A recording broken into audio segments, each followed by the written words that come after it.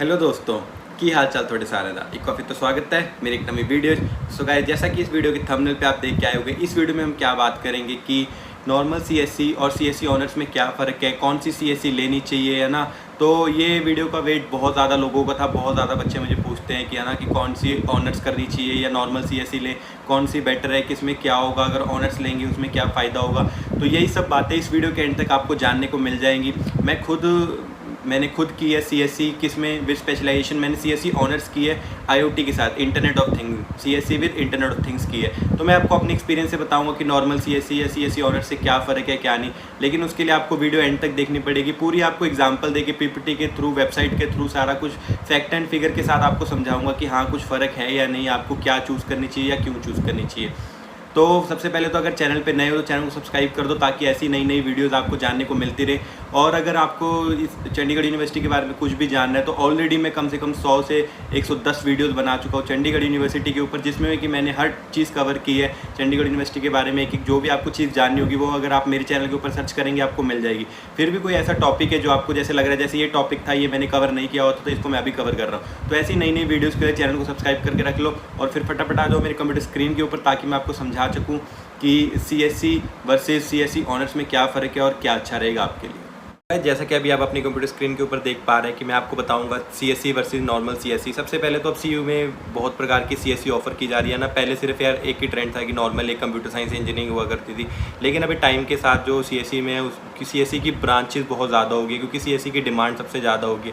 सबसे ज़्यादा जो बच्चे एडमिशन लेते हैं वो भी सीएससी ब्रांच में लेते हैं। तो जैसे अगर आप सीयू में बात करें तो सीयू में सिर्फ सीएससी ब्रांच का ही 5 से 6 हज़ार बच्चे होंगे सीएससी ब्रांच में, क्योंकि सीएससी ब्रांच की डिमांड बढ़ गई है। तो अब उसके साथ साथ उसकी मतलब वैरायटी भी बढ़ गई, आप कह सकते हो ना। जिस चीज़ की डिमांड बढ़ती है उसकी वैरायटी भी बढ़ती है। तो सबसे पहले तो मैं आपको दिखा देता हूँ कि सीयू में कौन कौन सी जो ब्रांचेज है वो ऑफ़र की जाती है। देख सकते हो इतनी प्रकार की सीएससी में जो ब्रांचेज ऑफर की जाती है। जैसे एक तो है bachelor of engineering computer science engineering normal वाली, एक है artificial engineering and machine learning के साथ, एक ब्लॉकचेन के साथ है, एक आईओटी के साथ है, एक डेवऑप्स के साथ है, एक बिग डेटा एंड एनालिस्ट के साथ है, एक इन्फॉर्मेशन सिक्योरिटी के साथ है, एक क्लाउड कंप्यूटिंग के साथ है और एक ग्राफिक एंड गेमिंग के साथ है। तो देख सकते हैं कितनी नई प्रकार की जो आपकी सीएससी है वो प्रोवाइड की जा रही है। एक तो नॉर्मल सीएससी, बाकी नॉर्मल जिनको बाकी बोलते हैं क्या बोलते हैं स्पेशलाइजेशन बोलते हैं। देखो एक जैसे आर्टिफिशियल इंटेलिजेंस वाली है, blockchain, DevOps, internet of things, big data, cloud computing, ये रहा ग्राफिक एंड गेमिंग, है ना। तो बहुत सारी जो सीएससी है वो प्रोवाइड की जा रही है। तो अब वो बहुत सारे बच्चों को ये डाउट आता होगा एडमिशन लेते समय कि आप पहले ही बहुत मुश्किल से डिसाइड किया है कि कैसे कौन सी सीएससी ले। अब इतनी सारी ब्रांचेस में से अब मैं कौन सी ब्रांच चूज़ करूँ ना, कौन सी ब्रांच में सबसे ज़्यादा प्लेसमेंट है, कौन से ब्रांच के सबसे ज़्यादा टीचर अच्छे हैं, क्या होता है, क्या फ़र्क है। तो ये सारी बातें अभी आपको बताता हूँ। सबसे पहले तो ये सारी ब्रांचेज़ आपको मैंने बता दी जो है, और भी ब्रांचेज़ लिखी हैं। तो अब ये सारी ब्रांचेज़ आपको चेक कहाँ से करनी है कि कहाँ से होता है, तो आपको वो मैं बता देता हूँ। आप कहाँ जाएंगे, गूगल पे जाएंगे, गूगल पे जाके क्या सर्च करना है, CUCHD सर्च करते हैं आपके सामने वेबसाइट खुल जाएगी। आपको ये वाली सबसे ऊपर वाली वेबसाइट पे जाना है, CU entrance common entrance exam, CUCHD की वेबसाइट पे जाना है। उसके बाद जाती है, आप थोड़ा जैसे ही नीचे स्क्रॉल करेंगे तो यहाँ पे प्रोग्राम आएगा। प्रोग्राम से आप क्लिक करना है, किस पे क्लिक करेंगे, आफ्टर 12th प्रोग्राम्स क्लिक करेंगे। जैसे ही आप आफ्टर 12th प्रोग्राम क्लिक करेंगे, यहाँ पे आपके पास इंजीनियरिंग वाली साइड में ना सारी ऑप्शंस आ जाएंगी, जैसे bachelor of engineering automobile aerospace. तो यहाँ पे अभी आप कंप्यूटर साइंस देख सकते हैं कि कौन कौन सी कंप्यूटर साइंस अवेलेबल है। तो यहाँ पे सबसे पहले तो ये जो आपकी ग्राफिक एंड गेमिंग, ये रही bachelor of engineering computer science, ये ग्राफिक एंड गेमिंग स्पेशलाइजेशन में है। उसके बाद ये नॉर्मल सीएससी है, computer science and engineering normal CSC. ये सीएससी ऑनर्स है, artificial intelligence and machine learning IBM के साथ एसोसिएटेड है। ये इंटरनेट ऑफ थिंग है, ये भी IBM के साथ एसोसिएटेड है। उसके बाद ये ब्लॉकचेन की टेक्नोलॉजी में है जो ऑनर्स अवेलेबल है। उसके बाद डेवऑप्स में अवेलेबल है। और उसके बाद जो आपकी ये एनालिटिक्स, बिग डेटा, इन्फॉर्मेशन और बिग डेटा में अवेलेबल है, इन्फॉर्मेशन सिक्योरिटी में अवेलेबल है ना, और IT में अवेलेबल है। तो अब आपको पता लग गया कि कैसे आपको चेक करना है। सबसे पहले तो अब बात यही आती है कि आपको सभी कोर्सेज़ की फ़ीस वगैरह चेक करनी है। तो सबसे पहले मैं आपको बता देता हूँ कि नॉर्मल सीएससी की फ़ीस कितनी है। तो यहाँ पे आप जाएंगे, जैसे ही आप बैचलर ऑफ इस पर क्लिक करेंगे तो आपको यहाँ पे इसकी सारी डिटेल्स वगैरह आ जाएगी कि क्या एलिजिबिलिटी है, कितनी फ़ीस होनी चाहिए। तो सबसे पहले तो नॉर्मल सीएससी में अगर आपको एलिजिबिलिटी लेनी है तो आपको क्या है, मिनिमम आपके 60% मार्क्स होने चाहिए, किसमें 10+2 में आपके मिनिमम 60% मार्क्स होने चाहिए, जिसमें आपके फिजिक्स और मैथमेटिक्स कंपलसरी सब्जेक्ट है। मतलब आपके 10+2 में 60% मार्क्स होने चाहिए। और कौन से सब्जेक्ट आपके कंपलसरी हैं, जिसमें आपके फिजिक्स और मैथमेटिक्स कंपलसरी हैं। उसके साथ चाहे आपके केमिस्ट्री हो, कंप्यूटर साइंस हो या बायोटेक्नोलॉजी हो या बायोलॉजी हो, कोई भी सब्जेक्ट हो तो आपको एडमिशन मिल जाएगी। लेकिन जो मिनिमम आपकी परसेंटेज है, अगर आप कंप्यूटर साइंस इंजीनियरिंग में एडमिशन लेना चाहते हो 60% आपकी अवेलेबल है।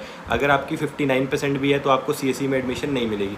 और नॉर्मल CSE की एक सेमेस्टर की फ़ीस कितनी है? 1,06,000 रुपये एक सेमेस्टर की फ़ीस है। और अगर आप CUCT के एग्ज़ाम में ये इस मार्क्स के बीच में स्कोर करते हैं तो आपको स्कॉलरशिप मिल जाती है और आपकी इतनी फीस रह जाती है। जैसे कि आपने CUCT एग्ज़ाम में 80 से 90 के बीच में स्कोर किया तो आपको 50% स्कॉलरशिप मिल जाती है और आपकी फ़ीस कितनी रह जाती है? 53,000। तो ऐसे ही करके आपके जितने मार्क्स आएंगे उसके अकॉर्डिंग आपको स्कॉलरशिप मिल जाएगी CUCT एग्ज़ाम में। एग्जामिनेशन फ़ीस आपकी 2,000 रुपीज़ है। टोटल आपकी एक सेमेस्टर की फ़ीस कितनी होगी? 1,08,000 रुपये आपकी एक सेमेस्टर की फ़ीस होगी नॉर्मल CSE करने की। अब वही बात आती है कि अगर मेरे को स्पेशलाइजेशन करनी है, जैसे सपोज़ कीजिए मैंने खुद computer science engineering in IoT कर रखी है, तो अब यहाँ पे मैं आपको IoT की फ़ीस दिखाता हूँ। जैसे आप IoT पे क्लिक करेंगे तो आपके सामने यहाँ पे खुल जाएगी कि अगर आपको इसकी भी एलिजिबिलिटी क्या है, 60% मार्क्स है और आपके कितने कौन कौन से सब्जेक्ट कंपलसरी हैं, फिजिक्स और मैथमेटिक्स सब्जेक्ट कंपलसरी है। एक सब्जेक्ट की फ़ीस कितनी है, एक सेमेस्टर की फ़ीस कितनी है? 1,13,500 रुपये फ़ीस है। एक सेमेस्टर की कितनी फ़ीस है? 1,13,500 रुपये फ़ीस है। 2,000 आपकी एग्जामिनेशन फ़ीस है, तो कितनी होगी? 1,15,500 रुपये आपकी फ़ीस हो गई एक सेमेस्टर की। 1,15,500 रुपये एक सेमेस्टर की फ़ीस है अगर आप स्पेशलाइजेशन करना चाहते हैं। तो किसी और स्पेशलाइजेशन की भी देखते हैं। डेवऑप्स की कितनी है? अगर डेवऑप्स में कर रहे हैं तो इसकी भी फ़ीस सेम है, 1,13,500 रुपये फ़ीस और 2,000 रुपये आपकी एग्जामिनेशन फ़ीस। तो ऐसे करके सारी स्पेशलाइजेशन की फ़ीस 1,13,000। तो अभी यहाँ पर हम इंफॉर्मेशन सिक्योरिटी की देख लेते हैं कितनी है। इसकी फ़ीस अभी यहाँ पे मेंशन नहीं है, तो शायद ये कोर्स अभी स्टार्ट ही होगा। पहले होता था इसमें इंफॉर्मेशन सिक्योरिटी में, लेकिन ये बिग डेटा एनालिटिक्स IBM के साथ एसोसिएट करके नया। तो यहाँ पे अभी हमने किसकी देख ली? इंटरनेट ऑफ थिंग की देख ली, ब्लॉकचेन की देख ली। चलो ब्लॉकचेन की भी देख ही लेते हैं। ब्लॉकचेन की भी फ़ीस सेम है, 1,13,500 रुपये फ़ीस है। बिग डेटा की फ़ीस यहाँ पे मेंशनड है, यही मेंशनड है। और उसके बाद अगर हम नीचे जाते हैं तो IT में तो आप नहीं करोगे। तो ऐसे करके सारी ग्राफिक एंड गेमिंग की भी देख लेते हैं कितनी है। अगर आप ग्राफिक एंड गेमिंग में करना चाहते हो, अभी गेमिंग डिज़ाइन में भी बहुत है, तो इसकी फ़ीस 1,06,000 रुपये। ये नॉर्मल फीस CSE की तरह फ़ीस है, इसकी ज़्यादा नहीं है। तो ऑनर्स की फ़ीस आप कह सकते हैं 1,13,500 है और नॉर्मल CSE की फ़ीस है 1,06,000 रुपये। तो ज़्यादा कुछ फ़ीस का तो डिफरेंट है नहीं। तो आप चूज़ अभी आगे वाले पॉइंट अभी आपको आगे से डिस्कस करेंगे। एलिजिबिलिटी मैंने आपको सबकी बता दी कि एलिजिबिलिटी क्राइटेरिया तो सभी ब्रांचेस का कितना है? 60% है, जिसमें आपके क्या फिजिक्स और मैथमेटिक्स सब्जेक्ट कंपलसरी है। तो अभी जो सबसे मेन ब्रांचेस आ गई वो आपके सामने ऐसी आ गई। एक तो नॉर्मल CSE होगी, CSE विद IoT होगी, CSE विद AI/ML होगी, CSE विद मोबाइल कंप्यूटिंग होगी, CSE विद बिग डेटा होगी, इन्फॉर्मेशन सिक्योरिटी होगी, क्लाउड कंप्यूटिंग होगी। तो अब हमको क्या पॉइंट डिस्कस करने की एलिजिबिलिटी। तो एलिजिबिलिटी अगर आप किसी भी ब्रांच में एडमिशन लेना चाहते हैं CSE की, तो उसके लिए एलिजिबिलिटी क्राइटेरिया तो सेम है, जो कि रहेगा आपका 60% आपके 12th में मार्क्स होने चाहिए। 59% होंगे तो आपकी किसी भी ब्रांच में CSE में एडमिशन नहीं होगी। मिनिमम आपके 60% मार्क्स होने चाहिए, जिसके में आपके फिजिक्स और मैथमेटिक्स जो सब्जेक्ट है वो कंपलसरी है। उसके बाद जो फीस रहती है, फीस भी मैंने आपको बता दी। नॉर्मल CSE की और गेमिंग की जो फीस है वो 1,06,000 रुपये पर सेमेस्टर फीस है। और अगर आप किसी ऑनर्स ब्रांच में लेते हैं तो उसकी फ़ीस है 1,13,500 रुपये fees plus 2,000 rupees examination fees. तो उसके बाद जो फैकल्टी आती है, तो अब देखो जो नॉर्मल CSE में फैकल्टी है वो तो नॉर्मल CSE की फैसिलिटी है। लेकिन अगर आपकी कोई ऑनर्स में कर रहे हो ना, तो अब जो ऑनर्स में बच्चे करते हैं वो जैसे IBM के साथ एसोसिएटेड है। जैसे आप इंटरनेट ऑफ थिंग कर रहे हैं तो जो IBM के साथ एसोसिएटेड है, तो कुछ सब्जेक्ट ऐसे होंगे जो नॉर्मल CSE में उसमें तो सारे टीचर्स ही नॉर्मल पढ़ाएंगे आपको, जो CU में रिक्रूट किए होंगे। लेकिन जो IBM के साथ एसोसिएटेड है ना प्रोग्राम, जैसे ऑनर्स में जैसे IoT है या बिग डेटा या ब्लॉकचेन डेवऑप्स है, तो उनमें से जो सब्जेक्ट IoT से रिलेटेड होते हैं या डेवऑप्स से रिलेटेड होते हैं, तो वो टीचर कौन भेजता है? IBM भेजता है। मतलब वो IBM के रिक्रूटर्स होते हैं, IBM के एम्प्लॉयज़ होते हैं, जो IBM भेजता है पढ़ाने के लिए यूनिवर्सिटी में एज ए टीचर कि हाँ आपको ये सब्जेक्ट जाके यूनिवर्सिटी में पढ़ाना है। तो क्या सारे टीचर IBM के होते हैं? नहीं, उनमें भी ऐसा होता है कि जैसे आपके 5 सब्जेक्ट हैं, 5 में से आपके 1 या 2 सब्जेक्ट होते हैं जो आपके ब्रांच से रिलेटेड होंगे। वो 2 सब्जेक्ट आपको IBM के टीचर्स पढ़ाएंगे, लेकिन जो बाकी सारे सब्जेक्ट होंगे वो नॉर्मल CU के ही आपको टीचर्स पढ़ाएंगे। उसकी भी मैं आपको एग्जांपल देता हूँ कैसे है ना। तो अभी जैसे आप आगे जाएंगे ना, तो ये सारे सब्जेक्ट्स वगैरह हैं जो दिए जाते हैं। अब जैसे आप बात कर रहे हैं computer network, data algorithm, data management, discrete mathematics, Python, Java, तो ये सारे जो सब्जेक्ट्स हैं ना, ये आपको कौन पढ़ाएगा? नॉर्मल CU के टीचर्स पढ़ाएंगे। अब जैसे एक स्पेशल सब्जेक्ट है, जैसे कि मैं IoT का हूँ तो IoT की बात कर लेता हूँ कि जैसे IoT में एक स्पेशल सब्जेक्ट है IoT ऑटोमेशन, है ना, IoT सिनेरियोज। तो ये वाले जो सब्जेक्ट्स हैं ये आपको IBM के टीचर्स पढ़ाते हैं। IoT की जो लैब्स वगैरह होती है वो कौन लेता है? IBM के टीचर्स वगैरह लेते हैं।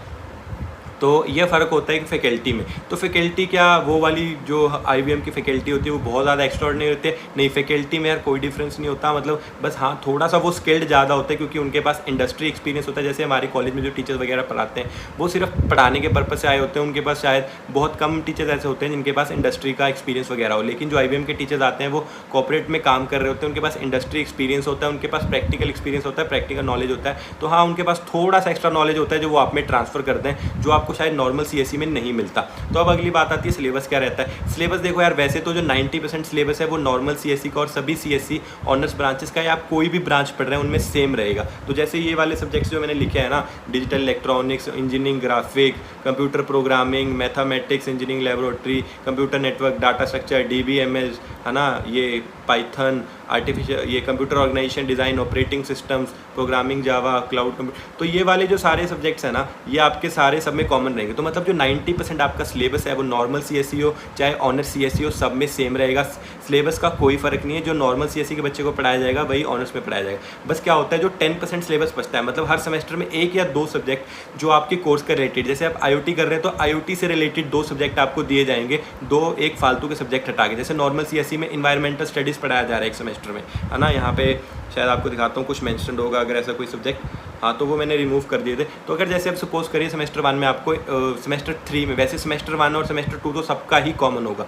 जो सेमेस्टर 1 और सेमेस्टर 2 के सब्जेक्ट्स होंगे उनमें किसी में भी किसी को भी कोई डिफरेंस नहीं होगा, सबका कॉमन होता है, चाहे वो ऑनर्स हो चाहे कोई भी हो, सबका सेमेस्टर 1 कॉमन हो। अब सपोज करिए कि सेमेस्टर 3 में आपको कोई फालतू का सब्जेक्ट आया जैसे कि इन्वायरमेंटल स्टडीज़, तो वो नॉर्मल CSE वाले को पढ़ाया जा रहा होगा, लेकिन इन्वायरमेंटल स्टडीज़ की जगह जो ऑनर्स में होगा उसको वो IoT का सब्जेक्ट दिया जाएगा। अगर वो आर्टिफिशियल इंटेलिजेंस है तो उसको आर्टिफिशियल इंटेलिजेंस का सब्जेक्ट दिया जाएगा।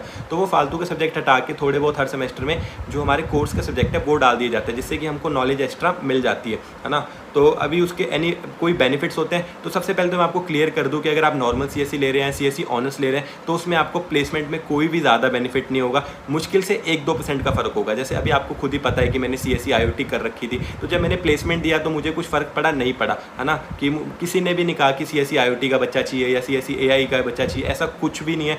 तो अभी फ़िलहाल अगर आप कैंपस प्लेसमेंट की बात कर रहे हो, एज ए फ्रेशर प्लेसमेंट की बात कर रहे हो, तो आपको जो आपकी ऑनर्स की डिग्री है कोई भी हेल्प नहीं करने वाली। जो प्लेसमेंट रहेगी वो सबके लिए कॉमन रहेगी, है ना, जो वो चाहे CSE नॉर्मल से हो चाहे CSE ऑनर्स से हो, सबको उन्हीं कंपनीज़ में बैठना है, सभी को उन्हीं कंपनीज़ के एग्जाम देने हैं, चाहे वो अमेजॉन हो चाहे कोई भी कंपनी हो, वो नॉर्मल CSE का बच्चा हो चाहे ऑनर्स का हो, वो IBM में भी बैठेगा। जैसे अभी IBM के साथ आप कर रहे हो CSE, तो वो IBM की प्लेसमेंट में भी बैठेगा जो नॉर्मल CSE का बच्चा होगा। तो प्लेसमेंट में आपको कोई भी फ़ायदा नहीं मिलने वाला आपकी इस डिग्री का, लेकिन क्या होता है कि आपको इससे नॉलेज एक्स्ट्रा मिल जाती है। अब जैसे नॉर्मल CSE का बच्चा है वो सिर्फ नॉर्मल सब्जेक्ट्स पढ़ रहा होता है, लेकिन अगर आप किसी सब्जेक्ट में, जैसे कि आपको अभी जो आपको इंटरेस्ट है, जैसे IoT में, जैसे मुझे IoT में इंटरेस्ट था, तो उससे आपको एक्स्ट्रा नॉलेज मिल जाती है। उसकी मैं आपको एग्जाम्पल देता हूँ कि कैसे ज़्यादा मिल जाती है, क्या फ़र्क है। तो जैसे आप गूगल पर जाएंगे तो अब जैसे आपको एक यहाँ पर मैं प्रोजेक्ट दिखाता हूँ, अपनी स्क्रीन पर आप देख पा रहे हैं कि मैंने एक प्रोजेक्ट डिज़ाइन किया था। क्या किया था मैंने, voice control home automation system बनाया था।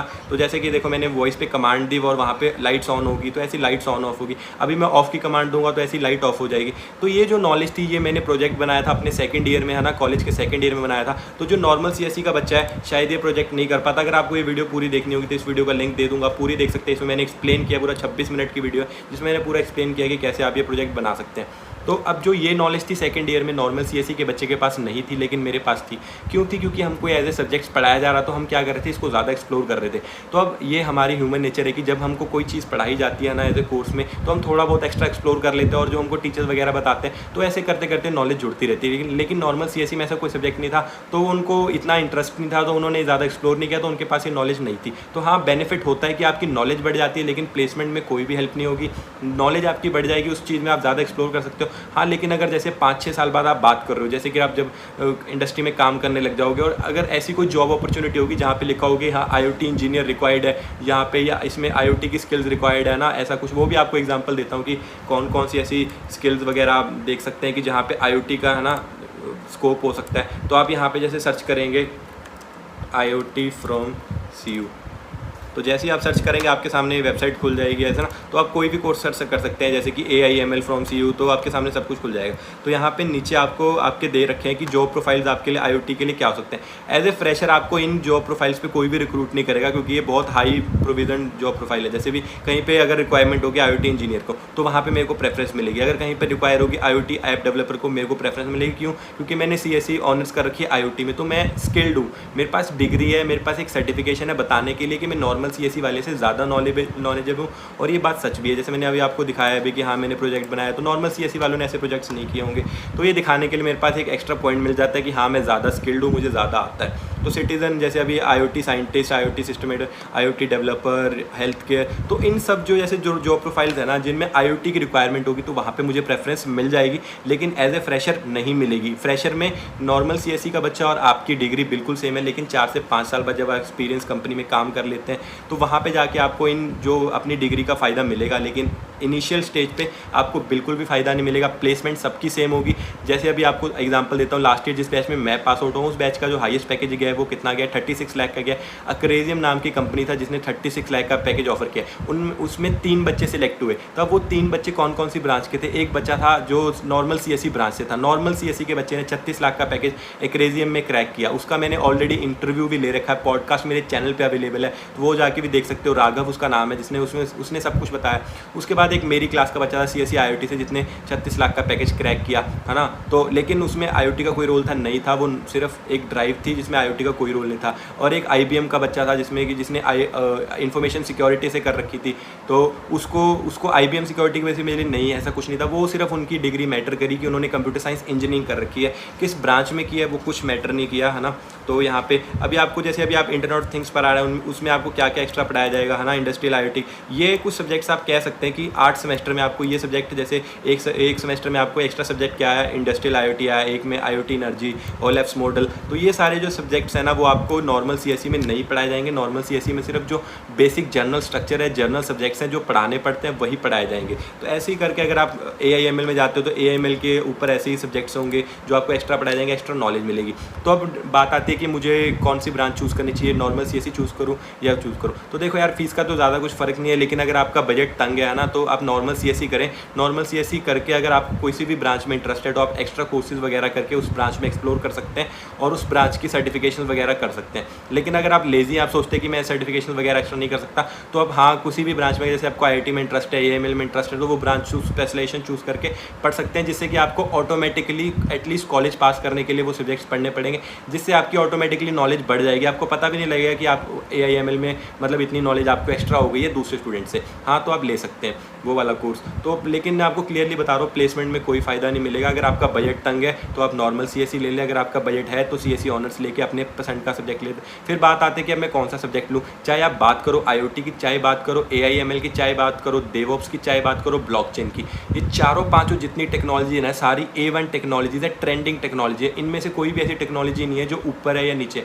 सब टेक्नोलॉजीज टॉप की टेक्नोलॉजीज है, बराबर की टेक्नोलॉजी। अब आपको एक्सप्लोर करना है कि मैं अभी जैसे इंटरनेट ऑफ थिंग्स है, इंटरनेट ऑफ थिंग्स में आपको एम्बेडेड कोडिंग आनी चाहिए, है ना, इलेक्ट्रॉनिक्स की समझ होनी चाहिए, इंटरेस्ट होना चाहिए। तो जैसे AIML कर रहे हो तो उसमें आपको मैथ्स बहुत अच्छे से आना चाहिए, क्योंकि उसमें सारी कैलकुलस ये सब यूज़ होता है। तो अगर आप वो चूज़ करें तो आपको कैलकुलस आना चाहिए। ब्लॉकचेन में आपको सारी नेटवर्किंग के बारे में पता होना चाहिए। तो ऐसे करके आपको एक्सप्लोर करना है कि मेरा इंटरेस्ट किस चीज़ में है। मुझे नेटवर्किंग में इंटरेस्ट है तो मैं ब्लॉकचेन चूज़ करूँगा स्पेशलाइजेशन। अगर मुझे जैसे मॉडल्स वगैरह बनाने, प्रोजेक्ट्स वगैरह बनाने, है ना, इलेक्ट्रॉनिक्स में इंटरेस्ट है, जैसे मुझे इलेक्ट्रॉनिक्स में इंटरेस्ट है तो मैंने IoT चूज़ की। आपको मैथ्स बहुत अच्छे से आता है तो आप अगर ये आर्टिफिशियल इंटेलिजेंस चूज़ कर सकते हैं, जिससे कि आप रोबोट्स वगैरह ये सब बना पाएंगे।